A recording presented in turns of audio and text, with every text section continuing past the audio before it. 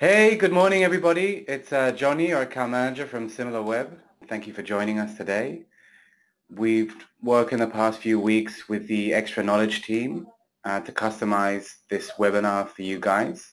I'm really excited to be doing this. My name is Johnny. I'm EMEA's account manager, and we have Adi with us today. Hi, guys.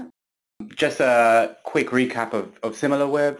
Just to remind everybody, so our kind of main strong points here at the company is one, that we have global coverage, and also we have the local resolutions of the UK and most of the European markets. With SimilarWeb, you have access to all platforms, that's desktop, mobile web, and mobile apps. And then on the data level, we have actionable granularity, meaning that you can look at top performance visits and also able to see specific keywords and get to that level of granularity. And SimilarWeb is very powerful for brand and industry analysis. We can look at a whole industry level and not only at a website level. Here's a quick example of a few of our clients. We have big clients in the finance and consulting side, some big brands like Audi and L'Oreal, and we can even see Google as a client. And that's it on that. Carrying on, I just want to touch a little bit about how we collect our data. So we have 4 main sources of data, and feel free if you have questions to send them in. But our main source of data is our international panel. These are users that we monitor their clickstream data. This is done through browser extensions, any kind of software that's installed on a device, and mobile apps. And basically, we're monitoring everything that goes through the address bar. The next thing that we have is a crawler, very similar to Google's crawlers. We'd crawl through websites and look at their content and meta tags, and by that able to categorize them and build industries. We also partner with ISPs, so we have internet service providers that would share anonymized clickstream data with us. And then we collect all that data and we add our kind of secret source is our learning set. This is over 350,000 websites that have connected their Google Analytics to our system, and that kind of helps us fine-tune our estimates. Then all that would go into the machine learning and prediction algorithm, and then you could see it on our SaaS. We have over 200 million websites that run through our system and 5 million mobile apps. Okay, I'll let Adi take it from here. Hi guys, I'm very excited to be here today. Basically, the way that we build the content for today's webinar is by looking at your specific use cases and how can SimilarWeb help you with your day-to-day business questions. The first question that we would like to touch on is how to build an analysis of your customers' competitive landscape, brand reach, brand demand, and so on. For answering that question, we're going to look at ASOS.com, one of the biggest retailer for clothing in the UK market. So in order to actually gain a comprehensive overview of your customer, what kind of question would we like to answer? The first one will be, who should we benchmark ourselves to? So we have our client, we have our customers, and we would like to know first who are the market leaders in his industry and market, and second of all, who are its direct competitors. So when looking at that, we assess how well are we going to grow in this market, looking at the market leaders and the direct competitors.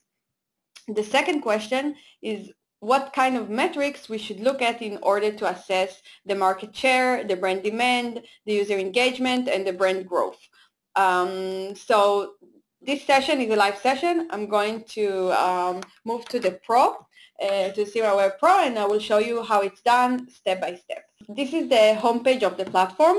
So when you're logged in, this is the first screen that you will see. As you can see here, we divided the models in the platform into 2. We have the website model in blue and we have the mobile app model in orange.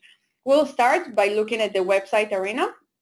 And the first thing that I would like to do is to go to industry analysis and to get an aggregated overview of any industry and any country. In this specific use case, what we would like to analyze is the clothing category in the UK. So I'm now in industry analysis. I can filter here by specific category or subcategory. So here you can see that the clothing category is under the main category of shopping. I will just click on clothing. Here in SimilarWeb we have over 250 categories to choose from. You can also filter here by the specific country that we want to analyze. So today we will be in the UK, so we will filter by the UK. And I will go to the leaderboard and to top websites. Here I will actually have a view, a snapshot of who are the top leading websites, clothing websites in the UK market. What do we see here? First we have a list of the top 10,000 domains. We have the traffic share that each one of them generate to this industry. And immediately I can see that ASOS, Next, New Look, H&M are the top leading players. What is very interesting here is to see the traffic share, which indicate the market share of this category in the UK market. Why is it important? First, what I can see here that this market is very fragmented. I can see that for each domain, it has like a very small portion of the market. So the biggest player, ASOS, has only 6% market share. If I will change the country filter to choose a different country or a different industry, so in some industries or in some countries, I will see that some markets are very top heavy. So there will be like 2, 3 top 5 players that are accountable for most of the market share. Here we can see that we have a lot of small players. Each one holds a relatively small portion of the market. So this is really interesting just to understand how hard it will be for me if I'm a new player to penetrate the market, or if I'm a current player, how hard it will be for me to grow my market share. So this is one. The second thing that I would like to see is monthly visits, because looking at the traffic share is very interesting, but I want to see what is the market size in terms of visits, how this market share translates into actual visits. So here we see that ASOS drive over 15 million monthly visits. We are looking at a snapshot for February. All traffic, meaning desktop plus mobile web. I can also, by the way, filter by looking at the specific device and see who are the top leading players in each device. But for now, I will stick with all traffic. And looking at the monthly visit, this is actually the potential reach for me. So how many monthly visits each one of the players generate, and if I will summarize, will sum up this amount of visits, this is actually my potential reach. So this is just an overview of the industry. A lot of times you will want to customize this view according to your specific needs. So what you can do is you can create your own custom category. By clicking here, new category, you can name your category clothing UK, maybe only women clothing or men clothing or whatever you will decide, and just copy paste the list of the website that you want to see as your own custom category. So I already did that, and I created clothing market UK, and I put only 99 domains. And immediately you can see how the traffic share changed, because now I'm analyzing only 99 domains. Earlier I was looking at top 10,000 domains. So here ASOS has like a larger proportion of the traffic share with over 12%. And what is really cool about this view is that I can also immediately see the performance of each domain. By looking at the engagement metrics like visit duration, pages per visit, and bounce rate, it will be very easy for me to assess how each website performs in terms of driving engaged audience with high intent to shop. So bounce rate, as I'm sure you're familiar, basically show me what is the relevancy of the audience that comes into the website. If the bounce rate is really high, either that the audience that comes to visit the site is not really relative, or the website is doing a very bad job UX-wise. Here we see Next as only 12% bounce rate, which is very good. So this is really good to indicate.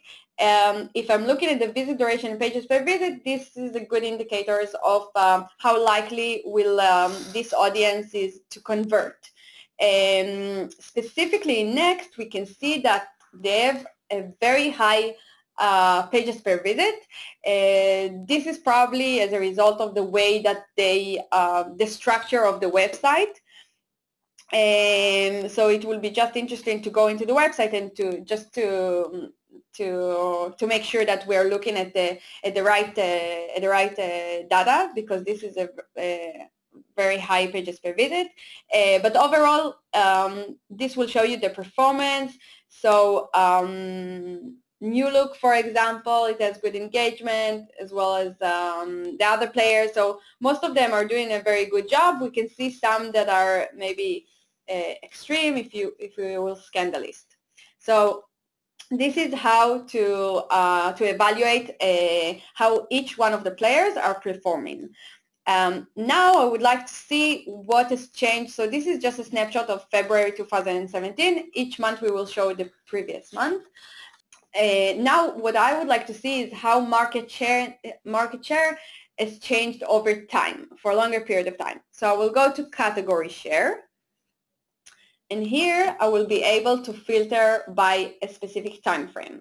So I always like to look at a longer period of time to get wider overview of the market. So I will go and filter by last 12 months to see what has changed over the past year. So in this graph, we can see the top 10 players from my custom category. So if you want to see the list of all the 99 domains and their traffic share, this will be it. Here I can see in the graph only the top 10 and what has changed over time. So again, very interesting to note, to emphasize that if you take the top 10 players, you can see that they are accountable for only 50% of the overall market. Again, show us that there are a lot of players in this market. If we will change it, we can change the granularity to look at daily, weekly, or monthly visits. So let's look at monthly for now and see if we see any changes in the competitive landscape, if some players gain market share or lost market share over time. I think overall what we see here that not a radical changes in market share. Most of the players, I think they have a very similar market share as before. Maybe Next actually lost around 3% market share, which is a lot. So this also for you to analyze what has changed over time. Also what I can do, I can filter by the total visits and see. So until now I looked at the market share, looking at the stack graph, and I can see when I change to the actual visits, I can see what has changed in the number of visits over time. I will change it again to daily to see interesting spikes in traffic. What do we have here? So this is very obvious. Black Friday, Cyber Monday were the most successful days in generating traffic to the shopping industry. As you can see from the spikes here, usually what I would do is also to see what was the average monthly visits for each website and how much it increased in those specific days to show the increase in those days. I also identify a small spike in traffic, but significant, here in July, and it was a bit weird to me, so I just Googled it and see what was happening in mid-July, and I found out this article that as a result of the Brexit, a lot of shoppers went to shop online, probably because of the pound losing its So this is really cool for you to help your clients to maybe, so if we identify that, maybe next time that will be like some kind of a political event, and maybe it will be a good time to increase budget spending on marketing campaigns and so on.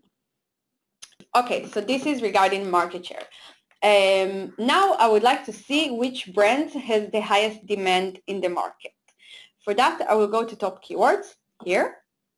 And what I will see is what are the keywords that are driving the most traffic to the clothing industry in the UK. So a few things. The first thing is that I can see how much of the traffic that comes from search is going to organic versus paid. So this is, again, the industry level. I can see that 20% of the traffic, almost 20% of the traffic to this category is paid traffic versus 80% organic. If I will scroll down, I can see which keywords, which brands, which products are actually driving the most traffic to this industry. To make things interesting, I can just type here a specific product or brand. So let's just type dresses and see how much of traffic share they drive to the shopping industry. So first you can see here keywords that are sending the traffic. So it's not only dresses, we have the prom dresses, the ASOS Next, and so on. And this is the traffic share. And we can click by change and see what has changed month over month. Here also, I can change it to look at a specific time frame. For example, I can look what happened in July, so which keywords are actually drove traffic in July, or I can assume that the prom dresses we will see an uplift at the end of the year. Okay, from here what I can do is I can export this list to Excel, and I can take this list of keywords and to see which player is actually winning traffic for these keywords. So what I would do, I would navigate to keyword analysis feature. Now we'll click here, and let's just type dresses here. Again, I will need to filter by the specific country that I would like to analyze. So now I'm analyzing the UK. Okay, so now I'm looking at a specific keyword, dresses, and I'm looking at the last 6 months in the UK market. And if I will scroll down here, I can immediately see the list of domains that are getting traffic from this keyword. I can look who are my organic competitors, meaning who is getting traffic from organic and who is getting traffic from paid traffic. This will also show me new players, new competitors that I didn't know about, but they're actually competing with me on my market share on search. I have here the traffic share that they generate. I can see the URL, the landing page of this keyword, and here in the graph I can also see what has changed over time in terms of market share. So instantly I see new players that I didn't see earlier in the top leading players, but these are my direct competitors. I already downloaded the Excel earlier when we talked about the dresses, and what I can do now is I can just create a keyword group for all the variation of the dresses. I will just click here, I will name the keyword group, and I will copy paste up to 200 keywords. And I already did that earlier, and I named it Dresses UK. So this is my keyword group.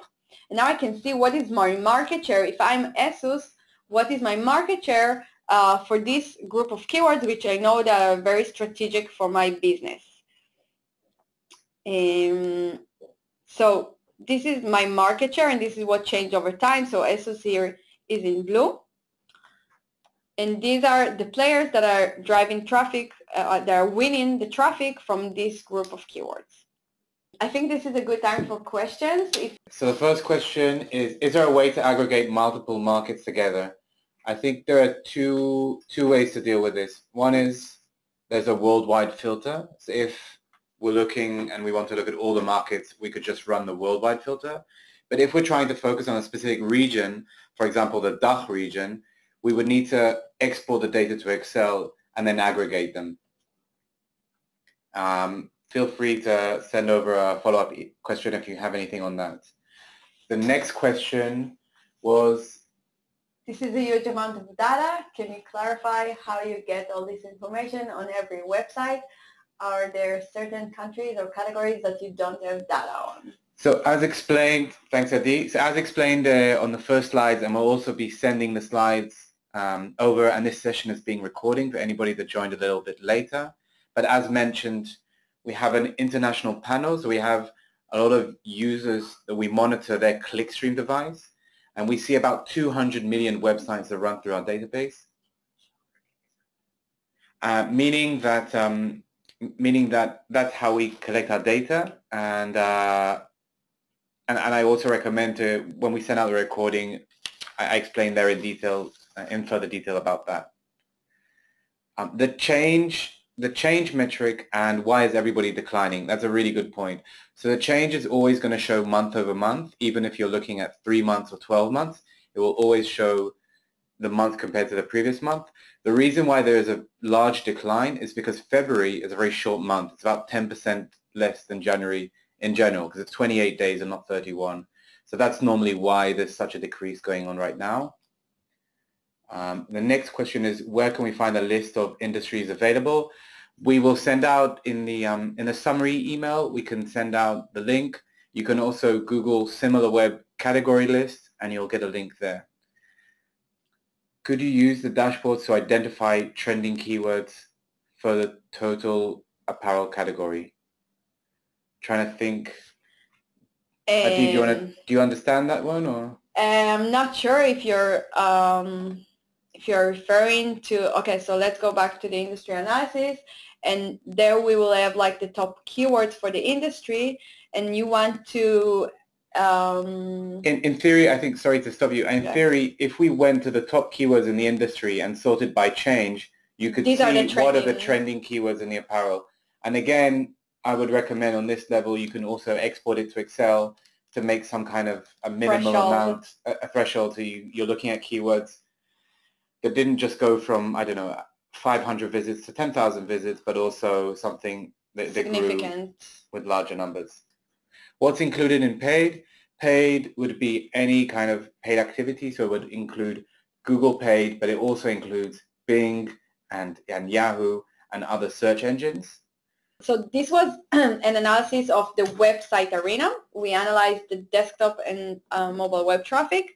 Now what I would like to do is to do very similar analysis in the app, in the mobile app arena.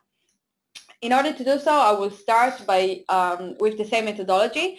I will navigate to app category analysis to view the overview of a specific category in a specific country. So here I can filter by a specific store. If it's the Play Store or App Store, I can filter by a specific country. Again, we're still in the UK. And here I can filter by a specific category. So I will filter by shopping because I know Google Play Store doesn't have clothing category. So this is the shopping. Now, what I can see here is actually a lot of shopping apps that that are not so relevant to my specific analysis, because if my client is ASOS and I would like to analyze to benchmark against direct competitors like Zara and H&M and like all those, it's hard for me to see them here. ASOS here is only number 18, and also I can discover new apps that they might be like mobile only. So either that they don't have a website, or either that their mobile app is bigger than their website activity. So here I can find new players that I didn't know about. But what I want to mention here is that sometimes a lot of apps will actually decide to be categorized under a different category from their I would say, like from their default, like shopping. So I actually discovered that when I didn't see H&M here in this list, I was a bit surprised. So I looked and I saw that H&M is actually categorized under the lifestyle category. So it should be somewhere here under the lifestyle category. So here, just what is important to mention is that while in the website arena, we SimilarWeb categorize each website according to our own algorithm, and in the app category analysis, the way that each app is categorized is by the store. Basically, each app developer can decide under which category it can be categorized under. So this is here the caveat which is important to mention. And also here the apps are categorized based on two ranks. We have the usage rank and we have the store rank. So the usage rank is actually SimilarWeb unique ranking, which is based on the reach of the apps as well as the engagement, with a higher weight on engagement. The store rank, which I'm sure you're familiar, is more based on total downloads, the recency of the downloads, reviews, and a lot of other different metrics. I read a few weeks ago that now the ranking will be more based on engagement and in-app behavior. So I guess now we'll see a lot of similarity between the two. And so this is just for you to understand how we rank and categorize those apps. And from here, so what I can do, so here I can see only the ranking, which is very interesting. But for me, I would like to see the actual performance behind the ranking. So I will click on the app that I would like to analyze. So let's just take H&M and add competitors to benchmark. So I have a H&M. I can click on the compare mode and add here ASUS, which is my customer, and Zara, and MyVery. MyVery, we identify MyVery as a big player in the mobile in the mobile app arena, which we didn't mention, which we didn't see in the website. And let's see what we see here. So again, you can filter by the specific country and the time frame. Now I'm actually looking at last 28 days. So we actually offer data for in real time, so you can see what is going on right now. And obviously you can look at last 24 months of data and custom the time frame. Okay, so what do we have here? This graph is actually showing me the current installs of each one of those apps. Current installs basically show me out of the people that has Android devices, out of the Android population in the UK, what percentage install one of those apps? Meaning, what is the penetration rate of each one of those apps? I have here in blue ASUS and MyVery here. These are the two leading apps in terms of penetration rate to the UK. This is in the last 28 days. I can also look at a longer period of time and see what has changed over time. So this is very interesting.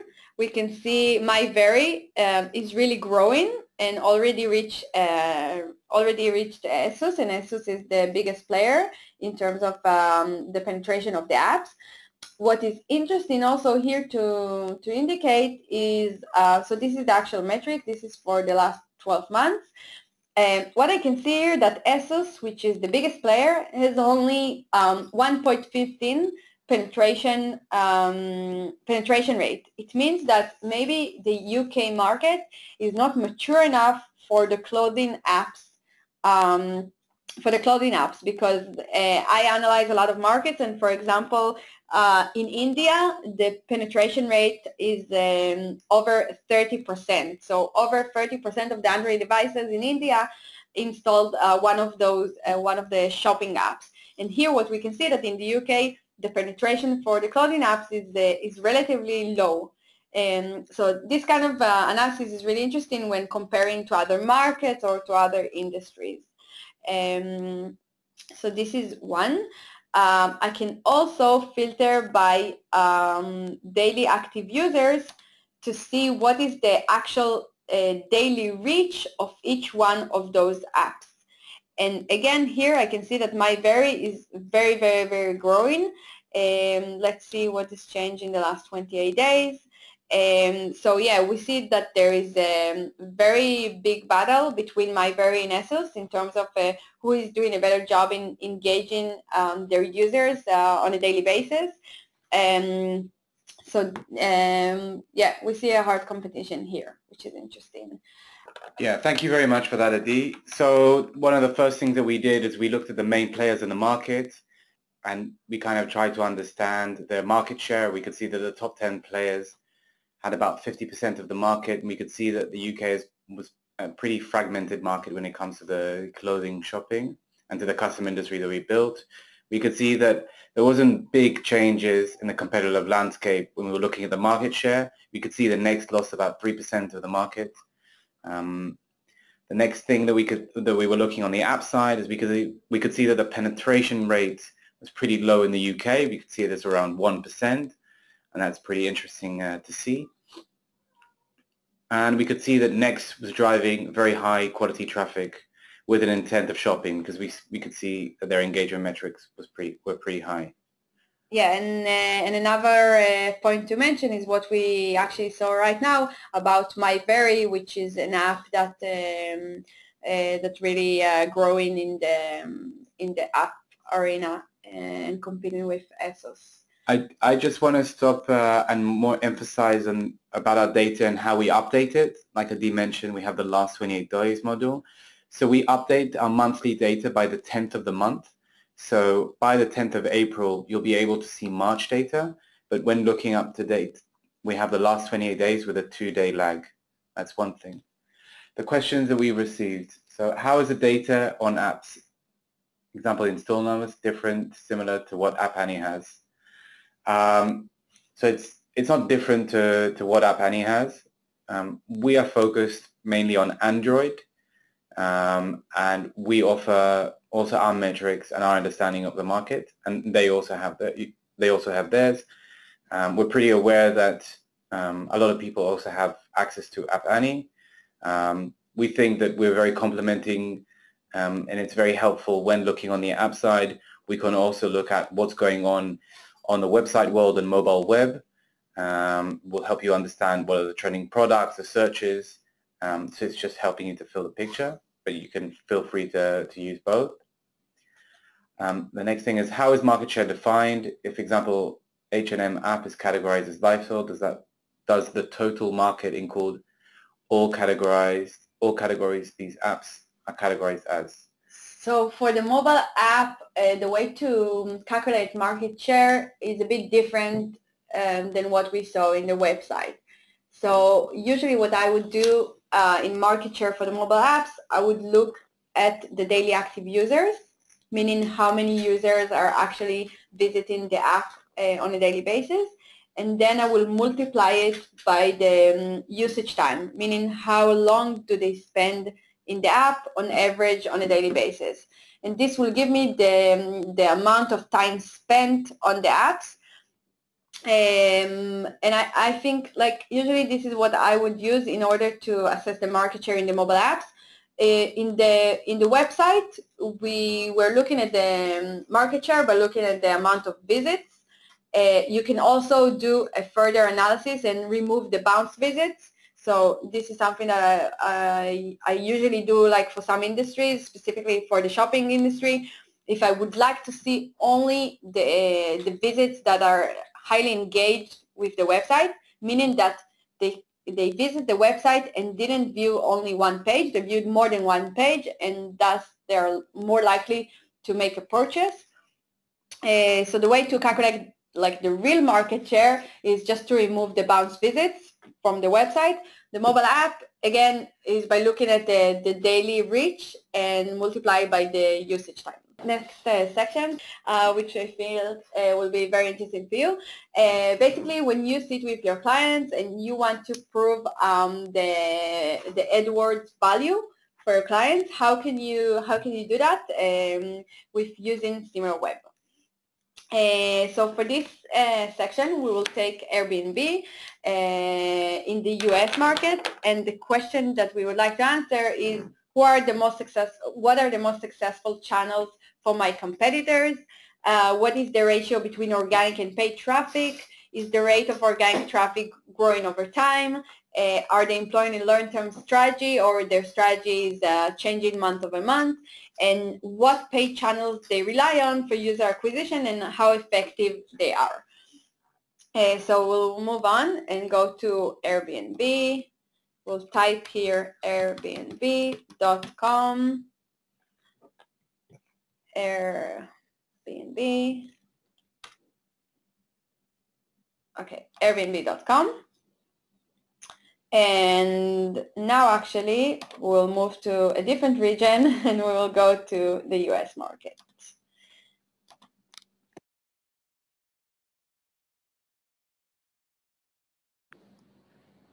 US market. Okay. Here in the website analysis, I have an overview of the website, so I can see the ranking, the engagement metrics, the overall visits, and so on. For me, I would like, because we don't have much time, I would like to concentrate on the actual relevant points for us. So for us, the first question will be which traffic sources they are using to get traffic, and from each search, from each channel, what are the most, where are they getting the most engaged audience? So for that, I will go to traffic sources and navigate to marketing mix. Here what I can see, what are the top leading traffic sources to the website? I can see that direct traffic, organic search, and referrals are the main traffic channels to the industry. If I would like, sorry, for Airbnb, not for the industry. If I want to see what has changed over time in this traffic distribution, again, I can filter by a longer period of time, and I can scroll down. Here and see what has changed month over month. What do we see here? We see that organic traffic surpassed referral traffic from March. We can see that direct traffic is increasing, meaning their brand awareness is increasing, or the loyal, the number of loyal customers, repeating customer is also increasing. And this is really interesting, that just to see if they change something in the strategy over time or not. Here we can see that they are very, very stable, so not major changes in their traffic sources over time. But for me, what I would like to see is actually what kind of traffic they are getting from each source, meaning how each source is performing for them in terms of driving engaged audience with a higher likelihood to book their travel. So I can filter by average visit duration, pages per visit, and bounce rate, and see who are the winning sources from each, based on each metric. So for example, if I will go to bounce rate, I can see that paid search is the most effective channel for Airbnb, which drive high intent other than all other traffic sources. If you can see, direct is 17% bounce rate, and organic search is 17%, and paid search drive very relevant traffic for Airbnb. Now I would like to see which keywords they are targeting in order to get this very valuable traffic with high intent to book their travel. So I will navigate to the search feature. And here in the search feature, I can see all the list of keywords that they are targeting. So now I'm on search, and I will go to keywords. I will filter by last 3 months maybe to make it quicker.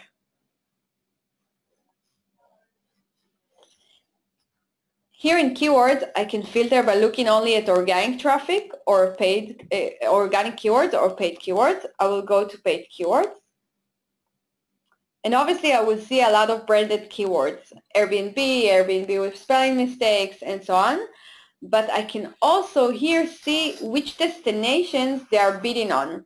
So New York, Austin, Chicago, Miami, San Francisco, these are the most popular destinations in terms of market demand, and also I can probably assume that these destinations are working very good for them in terms of conversion rate or ROI, because if they're bidding on, probably they see value from it. Here also you can click on each one of those links and see the landing page of those keywords. I can also use more generic keywords like cabins, for example. So here I have all the keywords with the word cabins in it. And I can see also, if I will navigate to the ads section, I can see what is their PPC strategy in terms of ad groups and also creative ads. So again, I will go to filter by cabins and see what exactly is their messaging towards cabins and which keywords are under the same ad group. So here we can see all the ad groups. So this is Colorado cabins, and this is the actual creative that users will see when they type in one of those keywords. You can click on it and look at the actual landing page. So here there's a lot to understand and to uncover from a specific player PPC strategy. So this is regarding search. I can also go to display advertising and see which ad networks Airbnb is working with to drive traffic from these ads, and also which publishers they are targeting. So what do we see here? We see that GDN is the main ad network that they are using to drive traffic from display advertising, 80% traffic share from GDN. Here, if I will go to publishers, I can see which publishers are they targeting, not only through GDN, but through competitors, competitive ad networks like Intent Media, and see maybe what is the actual difference between the publishers that they are targeting through GDN and the publishers that they are targeting through Intent Media. I can also see the ad creative that they're using to drive traffic through ad networks. So Airbnb has an amazing branding. Book a view with a room, belong anywhere. So here you can actually see the creative, and maybe from here we can learn if those types of display ads are retargeting or just like for brand awareness. So this can be also very valuable. I just want to add, sorry, I just wanted to add a very important thing to notice is that when we're looking at display advertising, we're showing actual traffic. So because we're monitoring clickstream, we will see people clicking on the ads. We won't see the impressions. So here, for example, if we're seeing 350,000 visits, that's real clicks. It's not impressions. Yeah. Thank you. Yeah, thanks carry for that. So let's just summarize what have we learned from Airbnb. Thank you. Yeah, so we could see that Airbnb is very reliant on organic, more organic traffic than paid traffic. We could see that the most engaged users were coming from paid search. We could see the market demand for home rental destinations is high for Chicago, New York City, and San Diego. And 80% of display advertising for Airbnb is working with GDN. So I hope the LCS guide there is happy. Let's carry on to the any other Q&As that came up. Do you have more info on bounce rate? Is there a way to show what page caused the bounce, or is it specifically a bounce from the landing page? So our bounce rate definition is aligned with the GA, so it's somebody coming to the website and then not clicking on any page. And unfortunately, we don't have any kind of additional information why somebody bounced. Next question is, how would you guys define referral traffic? That's a very good question. So I think normally I'd explain referral traffic by looking at all the other traffic sources. So we have direct traffic, that's somebody coming directly to a website, or he has a bookmark, and then we have mail traffic, people coming from a mail browser. We have display advertising, that's traffic we're seeing somebody going from website X to Y through an ad network. And then we have search, obviously, based from coming from a search engine, and social coming from a social. And then referral would be all the rest. So it could be any kind of direct partnership of media buying, and it could be any kind of affiliate that doesn't go through an affiliate network, because that would go onto the display advertising, and any other kind of link. So that's worth PR, blog post. Exactly. It could be any type of link. There's an endless list of options there, and it's worth investigating when you look at that. The next question is, for the marketing mix, is there any way to see offline marketing share? Can we share marketing mix information externally with our clients? So you can share marketing mix externally with your clients, and when we finish all the questions, then I'll run through the slide that I prepared around this. But unfortunately, we don't have any offline data. SimilarWeb only collects all data around the online industry. And then the last question is, can we share competitor data when it comes to channels? For example, for companies, do we need to aggregate the top 5 clients?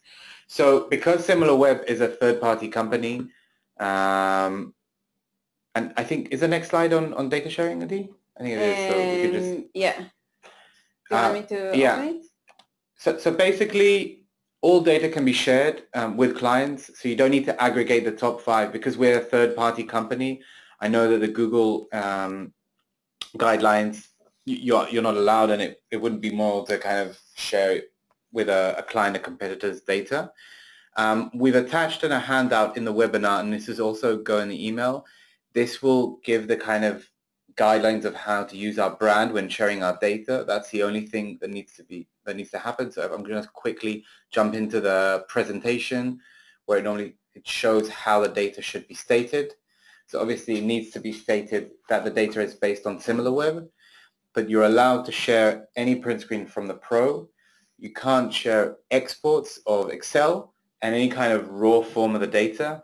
But if you created slides and you want to show them the marketing mix of a specific client, you're allowed to share that. If you want to show overall traffic numbers, you're allowed to share that. If you downloaded the visits data to Excel and created a month-over-month or a quarter-over-quarter analysis, and you want to share the insights from that, you can do that. It's only no kind of raw, and obviously it should be pretty simple that any sharing of your login details or anything like that is a big no-no. Jump back to the branding guidelines. If anybody has any questions, my name's Jonathan Clark, or Johnny. I'm your account manager. I'm the account manager for all of Google EMEA. That means you can feel free to ping me on Hangouts or send me an email if you have any questions. We'll soon sync with the Extra Knowledge team for weekly open office hours. In the meantime, I'm offering brief consulting sessions. So if you're working on a specific client, I've worked with a few guys in the teams in Dublin, and it was very successful. So you can feel free to schedule short consulting sessions, and we can work on one of your clients together. I'll send an email probably around once a month around feature updates. And we also do, and we'll try and organize more on-site training sessions. And feel free if you want to initiate anything, if you're able to bring an audience, we'll be more than happy to come over. That's it. Thank you very much. Thank you to Adi. Thanks a lot, guys. Bye-bye. Bye.